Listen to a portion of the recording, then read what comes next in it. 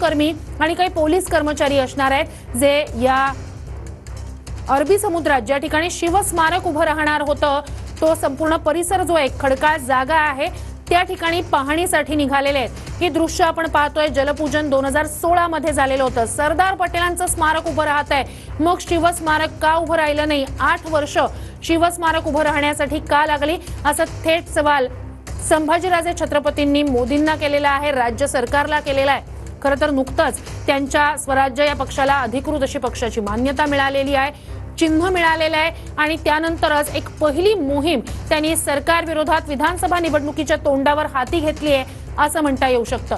कृष्णा, दृश्य आपण पाहतोय मगासपासून साधारणतः 5 ते 10 मिनिटं झालेली आहेत। ही स्पीडबोट आणि इतर बोटी एकाच ठिकाणी थांबलेल्या आहेत, काय नेमकं?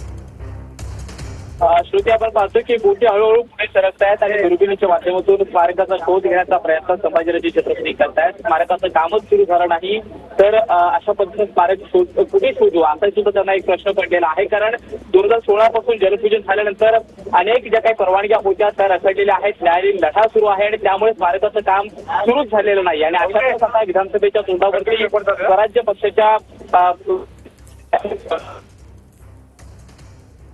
आणि अरबी समुद्रामध्ये आता हा दौरा जो आहे तो सुरू झालेला आहे। आपण पाहतो की स्मारक नेमकं कुठं आहे हा प्रश्न विचारत पुण्याहून शेकडो कार्यकर्त्यांच्या सहित संभाजीराजे छत्रपती हे मुंबईमध्ये दाखल झालेले होते आणि आता आपण पाहतो की गेटवे ऑफ इंडियाच्या परिसरातून एकूण 3 बोटी या दौऱ्यासाठी निघालेल्या आहेत। एका मोठ्या बोटीमध्ये 50 कार्यकर्ते स्वराज्य संघटनेचे काही शिवभक्त जे महाराष्ट्राच्या वेगवेगळ्या कानाकोपऱ्यातून आलेले आहेत ते आहेत। दुसऱ्या बोटीमध्ये काही माध्यमकर्मी आहेत आणि एका स्पीड बोटीमध्ये स्वतः संभाजीराजे छत्रपती आणि काही प्रमुख पदाधिकारी हे दौरा जे आहे तो करतायत।